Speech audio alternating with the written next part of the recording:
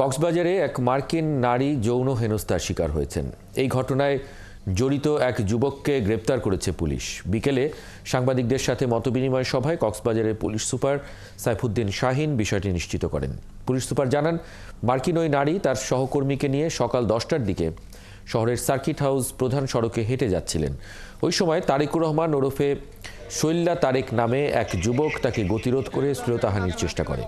পরে বিষয়টি পুলিশকে জানানো হলে বিকেলে শহরের ঝাউতলা থেকে অভিযুক্ত তারেককে গ্রেপ্তার করা হয়।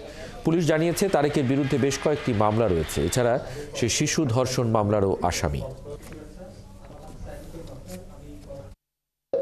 জাম দিয়ে তার উপরে পড়েছে, পড়ার পর ওরা শরীরের বিভিন্ন জায়গাটাই করার চেষ্টা করছে, শ্লীলতাহানি করার জন্য চেষ্টা করছে, আরো কিছু জিলের ঘটনা আছে।